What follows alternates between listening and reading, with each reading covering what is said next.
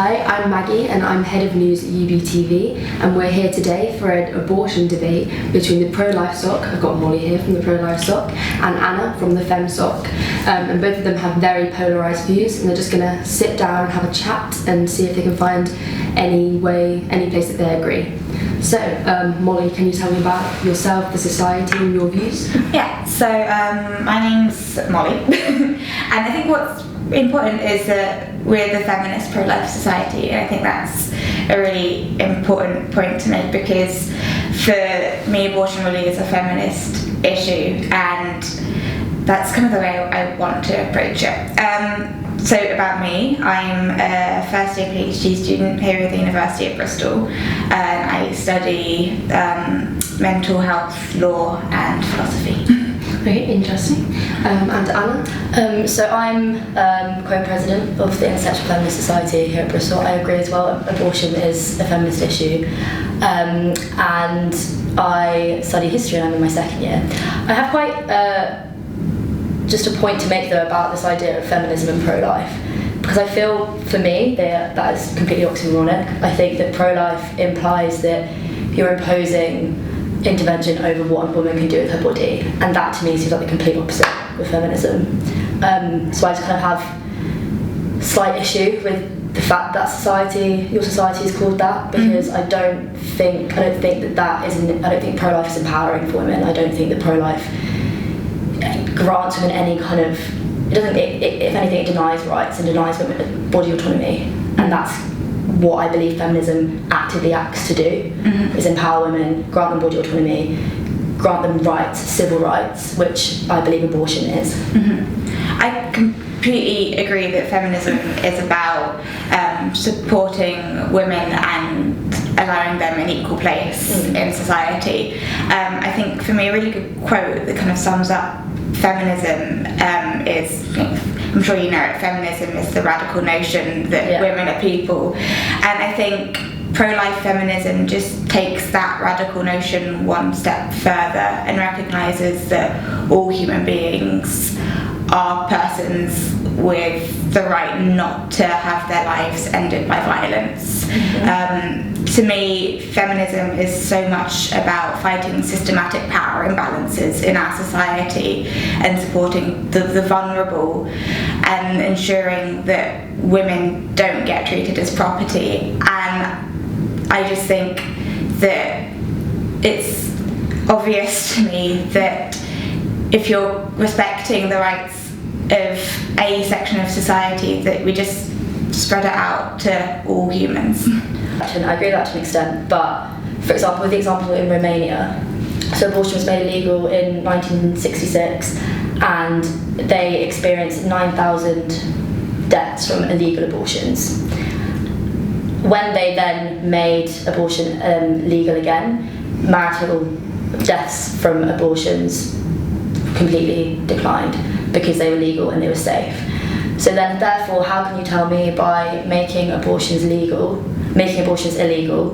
and therefore, I mean, a really important point to make as well is that when you make abortions illegal, you don't illegalise abortions, you make safe abortions illegal. So they're still going to happen, they're still existing. 70,000 women a year die from illegal abortions, and deaths from abortion rates, safe abortion rates, legal abortion rates is 0.01%. So therefore, how can you say that abortions, and that by making abortions illegal, you're protecting women, you're protecting society from women from violence, because you're not, clearly, statistically you're not. So there's a lot of really good points there, and I definitely agree that I don't know exactly the facts of the Romanian laws, but clearly there was something very wrong there. I don't think that women should ever be in a position where their lives are endangered. But I think the statistics are really interesting and often a lot more nuanced than pro-choice organisations would suggest. So that's Romania is a bad example of pro-life laws. But for instance, in Chile, when abortion was criminalised in 1989, what people kind of expected was that maternal death rates would skyrocket, but in fact the trend just continued on downwards. In Ireland, before abortion was legalised, Ireland had comparable maternal death rates to the rest of the developed world, generally lower than the United States and on par with the UK.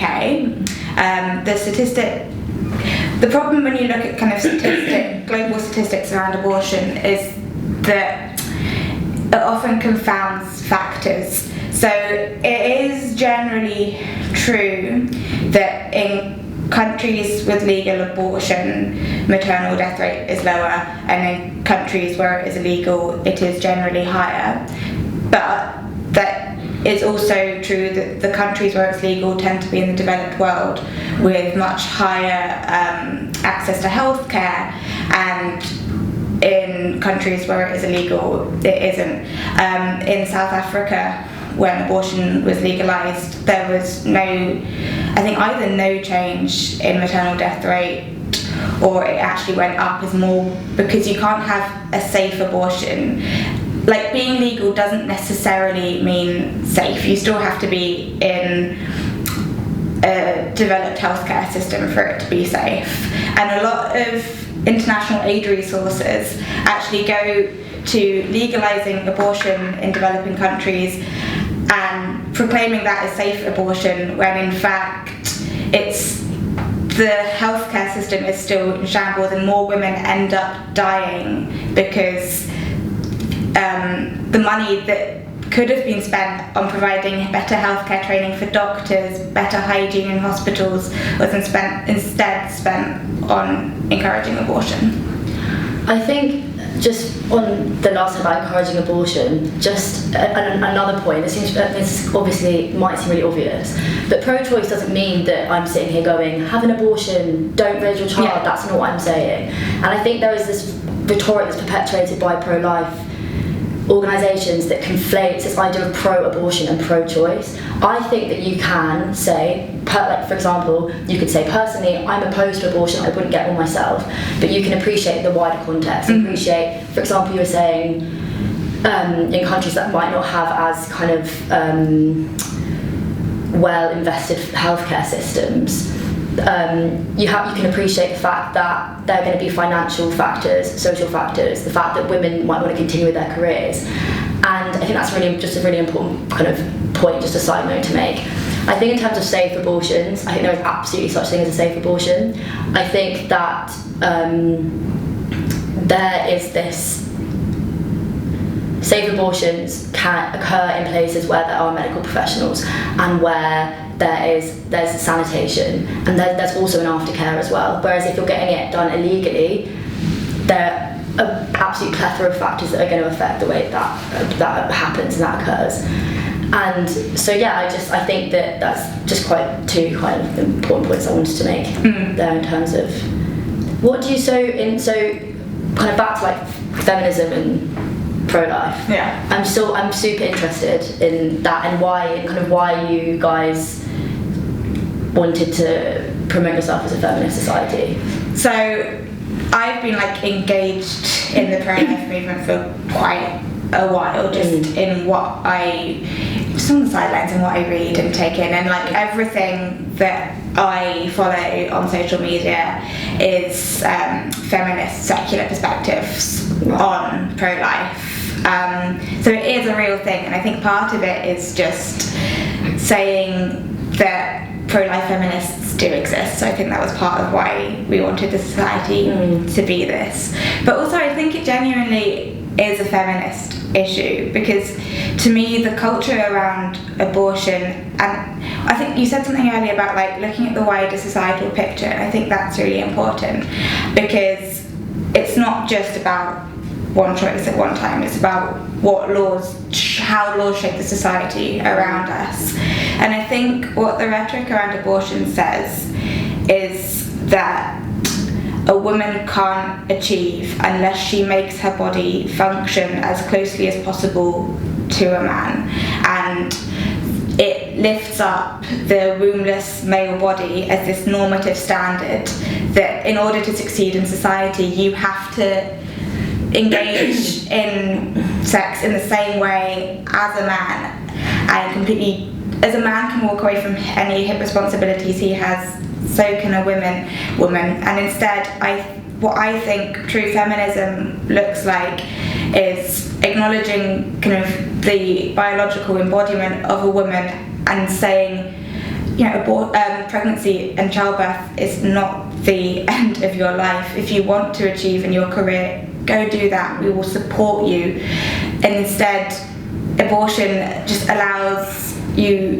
forces women to, if they want to get on and get the promotion like the man, then they have to have an abortion. That I don't agree with. I think I just have an issue with the language that you're using there, because I appreciate that I've been saying women, abortion is a women's issue, which isn't true, because you said that in order for a woman to succeed she has to embody the idea of the wombeless man. Well, that is not, number one, it's fundamentally not true, and also the idea of a wombeless man is very gender binary, conforming to gender standards and normal kind of gendered identities, which is something in the intersectional feminist society we're really aware of that we're not perpetuating. And also in terms of this idea that you have to get an abortion in order to succeed, that isn't true. That isn't true. I think that I agree. I agree that absolutely there can be the opportunity for a woman to have a child and continue with her career, but that is her choice. That is her fundamental right to be able to make that choice.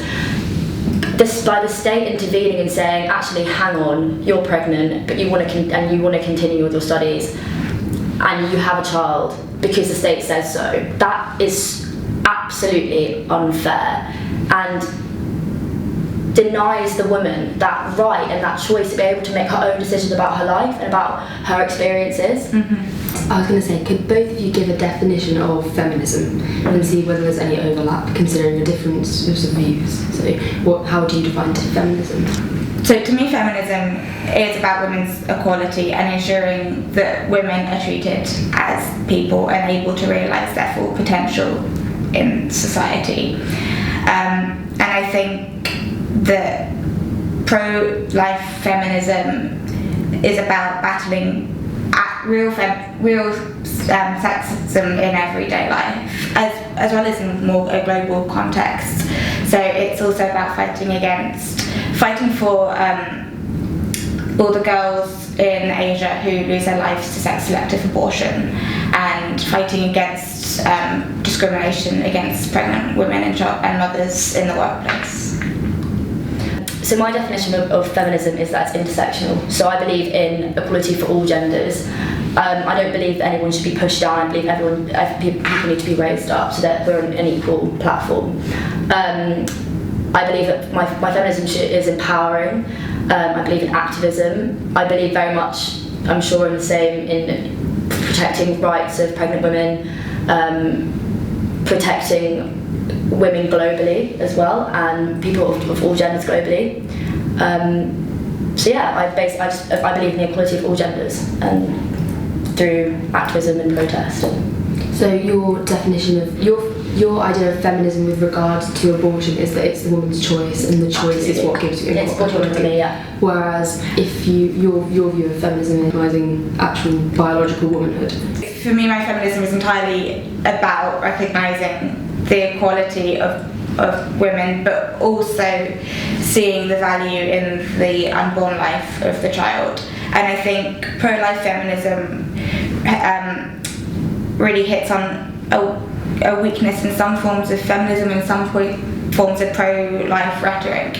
I think a lot of feminism and pro-choice feminism kind of only sees the woman and there are like sections of the pro-life movement that see only the child, and so for me, pro-life feminism is about seeing two valuable human beings and seeking to protect them both and preserve both of their human rights as far as possible. And could I ask, unless you want to say? Well, I'm just curious though, because what if you want to protect human lives? What if the woman doesn't want the child, doesn't want the fetus?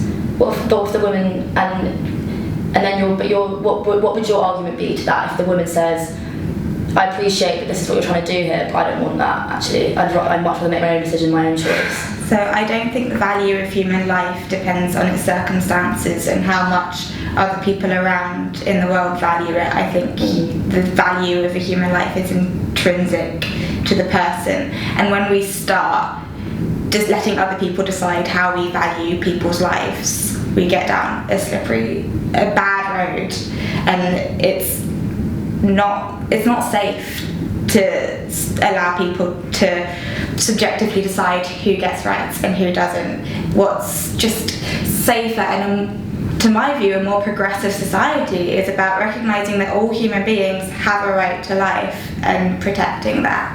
But I think, so back to what you're saying about rights, by the state intervening and the state saying women can't have autonomy over their bodies because we believe it's wrong, I think by that you're going down a very slippery slope. I think the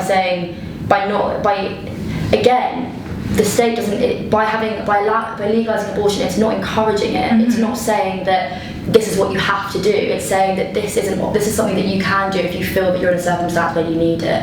And by withdrawing that civil right, I think that is a really, really big fundamental violation against civil and human rights within society.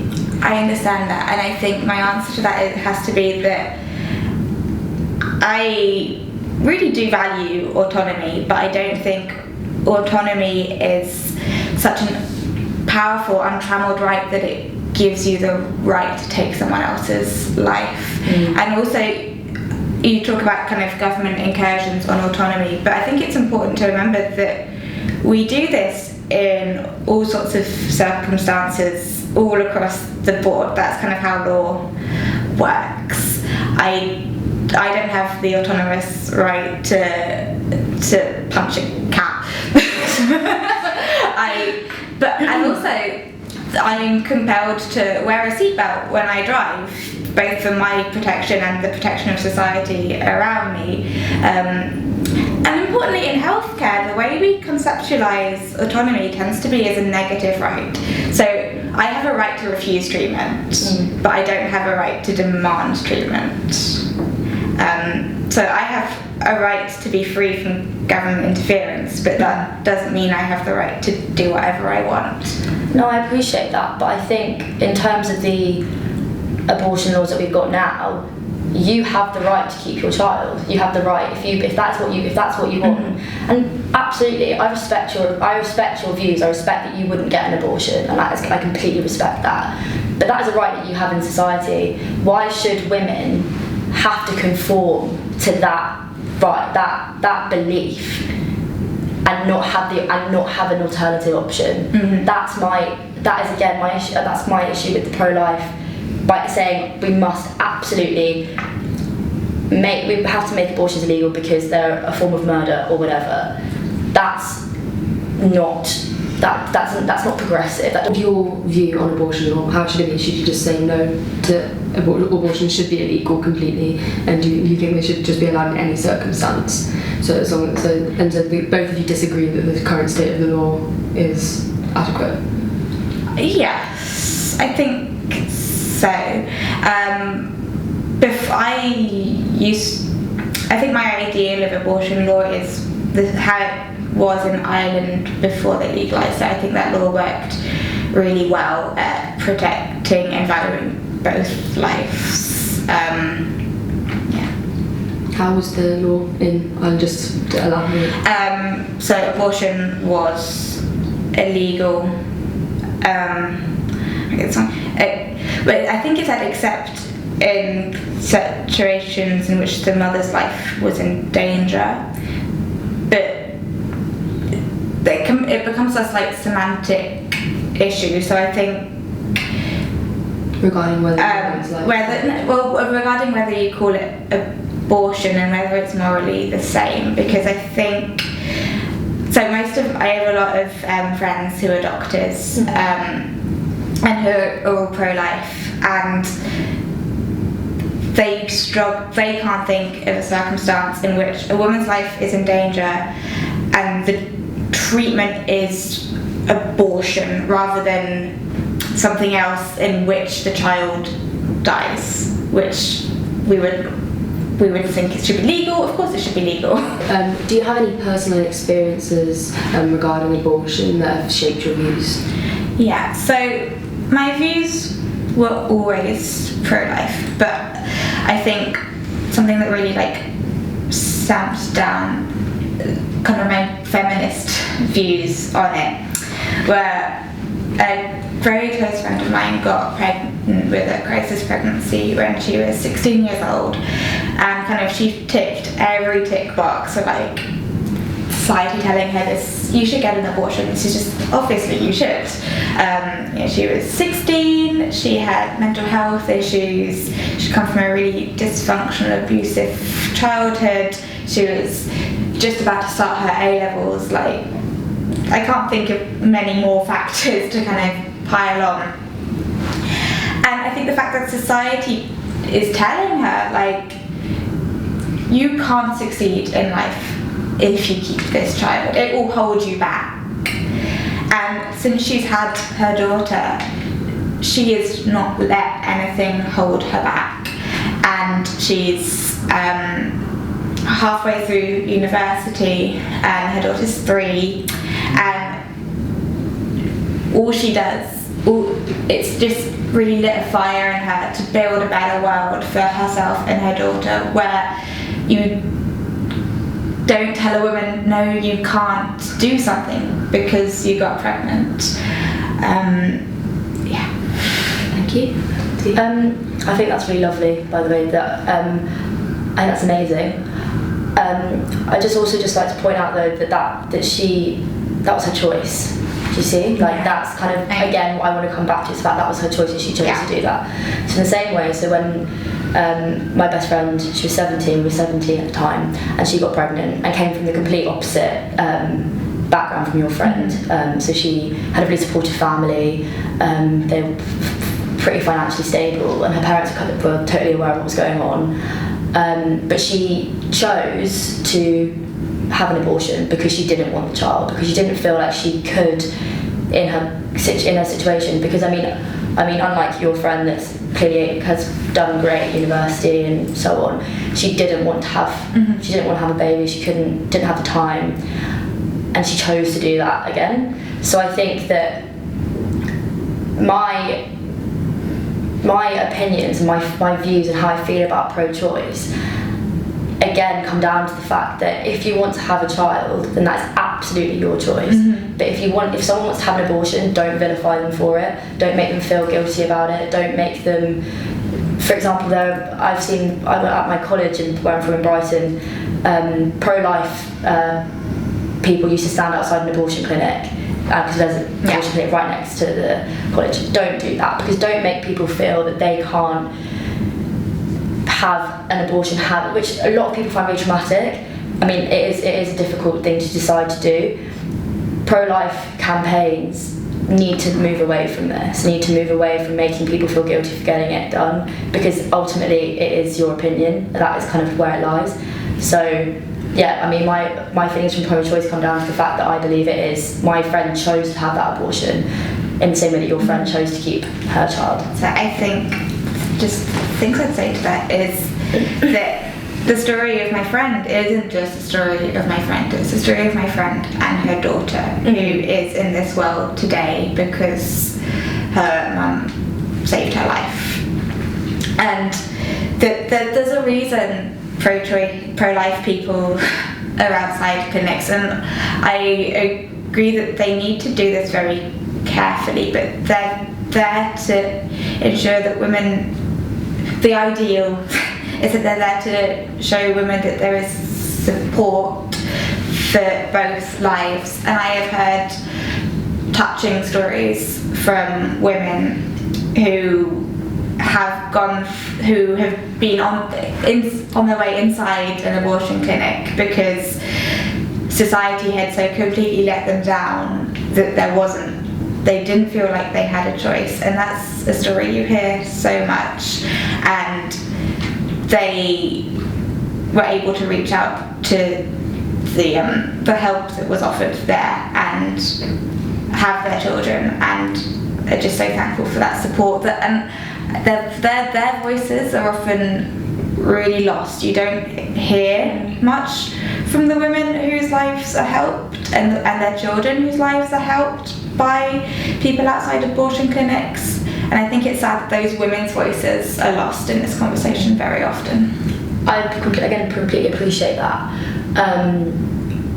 But I think there's also a large majority of people that are going in to have the abortions that feel completely put off, because when you're seeing signs of like, this is what your baby looks like now, and I think there is a real kind of like lack of sympathy for people that have actually gone through this decision, and again, like you're saying, that have felt like they haven't got a choice, and then they're seeing a group of campaigners that are supposedly working in their favour, showing them really explicit and upsetting images. That's not, I don't think, going to make people think, oh, actually, yeah, these people really seem to really care about me because they say it, because they supposedly think so. I think it's going to push people further away, I think. I agree. It's something that needs to be done, if it is done at all, with nothing but love and compassion. But I just want to pick up on one little thing, is that seeing these images of unborn children is upsetting to women, and I just want to ask why. If there's nothing of value in the fetus that they're aborting, why does it matter? Why should women make this decision like under a veil of ignorance, not knowing the science of what is going on in their body? And I think trying to keep women uninformed, just to me seems really paternalistic. I think because ultimately you don't know why women are going in to have these abortions, and you don't know what kind, like a woman might be going in to have the abortion, like we were speaking about earlier on, with the fact that she's thinking, oh, actually, I would really like to have this child, but because of my situation, I can't have it. See, that's awful. As a feminist, I think we should be fighting tooth and nail to protect any woman from ever feeling like that. And so what if an abortion is the way that's going to happen, though? But you would disagree with that? I would disagree with that. We need to do better as society to support women. And what would you kind of suggest? So in terms of, because another issue that I'm thinking about in terms of pro-life, where is your support for women that are being killed in the streets by domestic families, and your support for Black Lives Matter, and support for women that are in these, like you're talking about violence against women is categorically wrong, which obviously it is. Where's your support for people like that?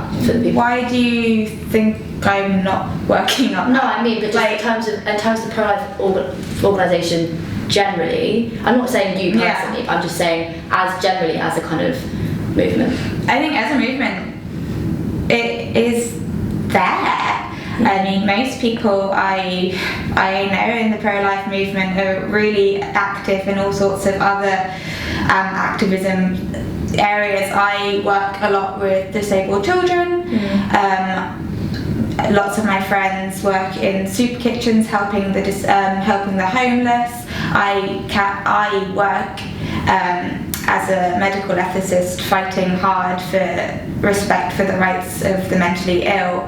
I agree, intersectionality is important, and we fight for... Well, it's fundamental to feminist ideology, really, isn't it? Yeah. I don't think that you can be a feminist without being intersectional. Exactly, and I think really pro-life feminism is just being intersectional about how we view all people as valuable, and all people deserve to live a life free from violence.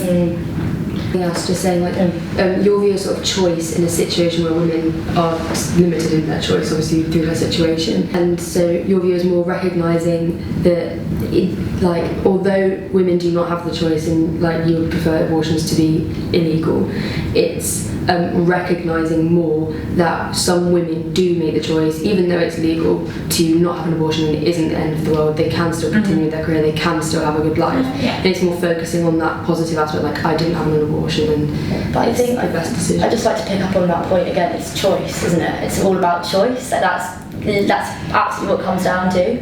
I just think that's a really important point to make, is that when we're having these conversations and talking about your friend and her daughter, it comes down to choice, and it comes down to the fact that the person that's experienced this pregnancy has said, I'm going to do this, I'm going to do this. And I agree with you that there are situations where it's maybe more inclined to one thing than the other, and that's again because society is by no means perfect, and we're living in a patriarchy, and we should do everything that we can as intersectional feminists to ensure that this doesn't happen. But again, it's all about that choice, and empowering them to make that choice, and empowering them to feel that whatever they want to do, they're going to be supported, regard whether that's abortion or not having an abortion. So I think what it comes down to for me is choice to what, and it is choice to deliberately kill another human being, and I don't think anyone has the right to make that choice. And two areas which are probably most controversial when it comes to abortion are that you would not allow abortion in the case of rape, whereas you would allow it right to the end of term. I'd just like to talk a bit, justify why each of you believe those two things. I believe that if a fetus, through an umbilical cord, is attached to the woman carrying the pregnancy, then it doesn't have.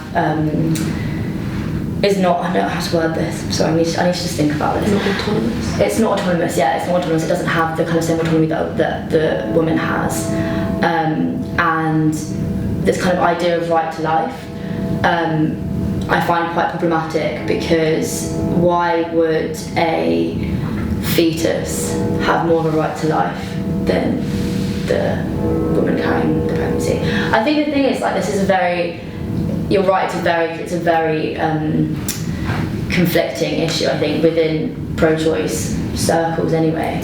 But I think ultimately it's down to the women, and also I think there are a variety of issues that can come up at the end of the pregnancy that will be really traumatic for the woman.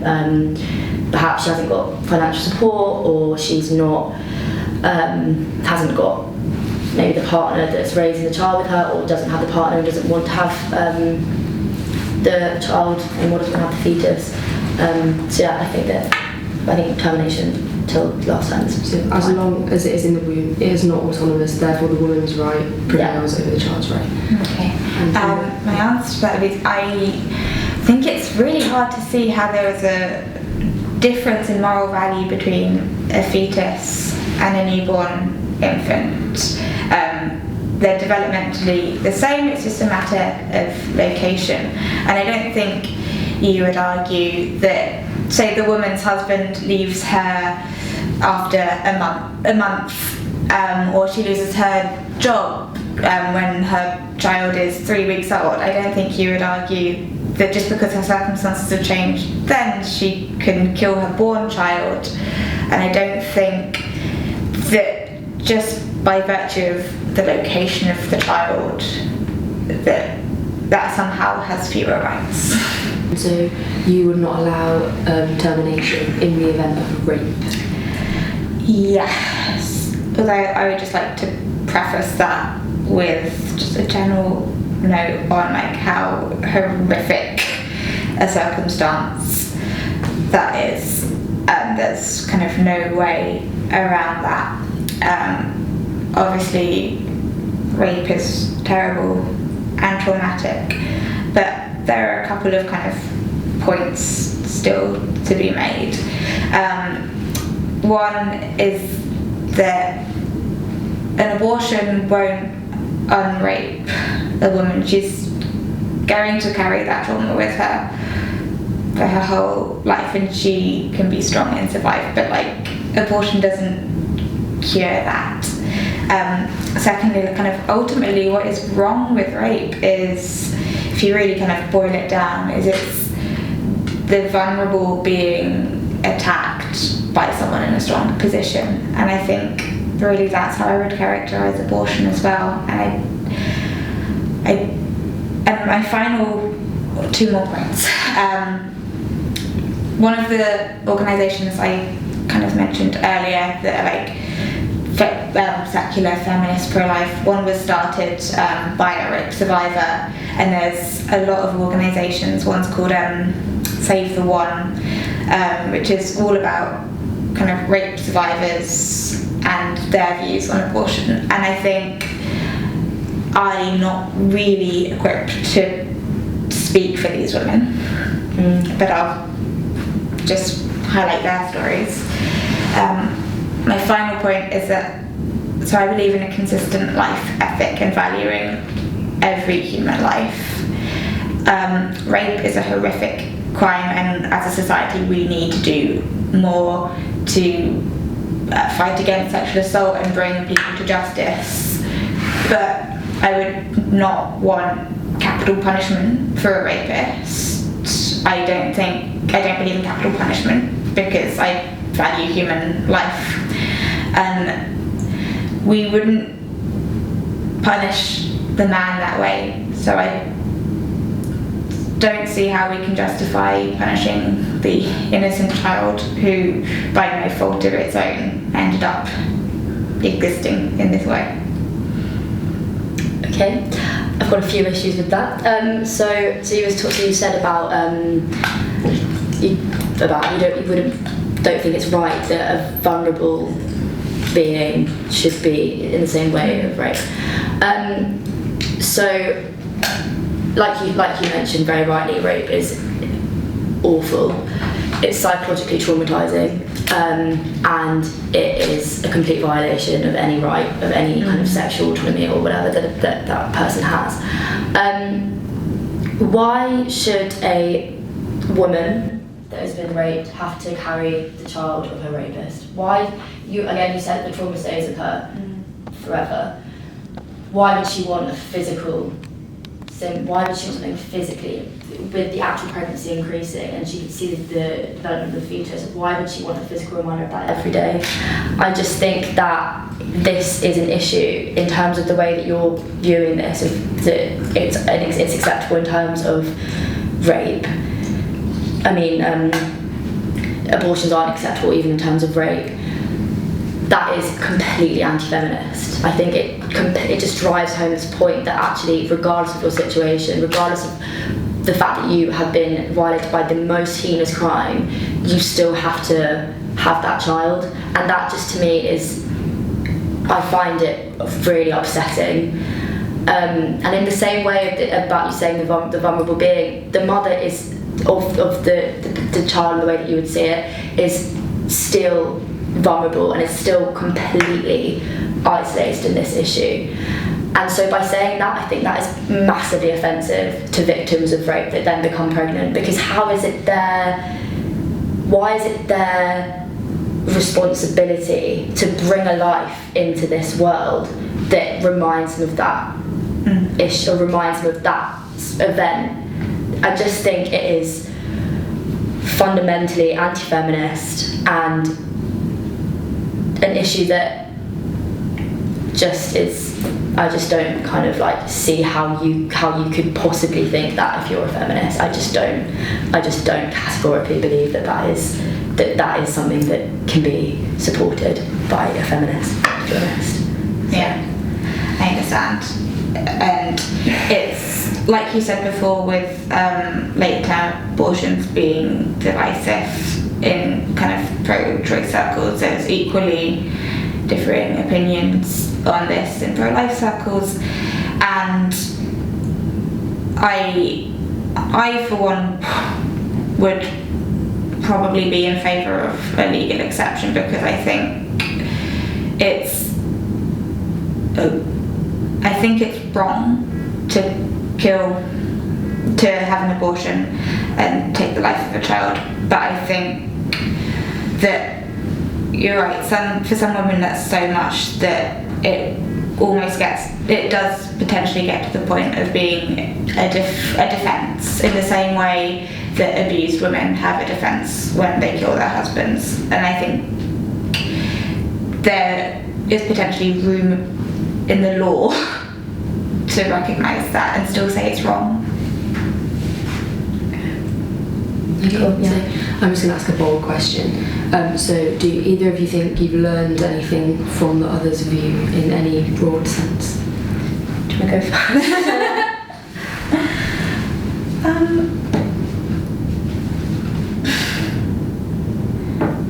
Not sure. It's a whole. Do you have any greater understanding of the other's reasoning, motivations for the reasons why they hold their views? Or is it just Well, the thing is, I talk and think about this a lot. So I've not really heard anything I've never heard. But that isn't to say I don't value everything you said, and I really value the opportunity to have had this discussion. Yeah, I think I guess I kind of because when we were at the, I can't remember who I was talking to, but I went to the philosophy debate between the Pro Life Society and Phil Sock, and I was talking to somebody, or maybe I can't remember who it was, but I was talking to somebody and they said, well, I believe that I'm pro-life because I believe that a woman should feel empowered to not have the abortion. And so I was like, oh, well, you're pro-choice then. And she was like, I was talking to I can't remember who it was. I think she was Brown or something. But I kind of hope that I've really conveyed to you that I'm not pro-abortion. Yeah. It's all about the choice. It's all about the woman's choice. And I think I was really touched by what you're talking about with your friend and her daughter. I mean, that's amazing. And again, let's just harp this home that it's all about the fact that she chose to have that. But yeah, I've really enjoyed having the conversation. Yeah, it's been lovely to speak to you. You too.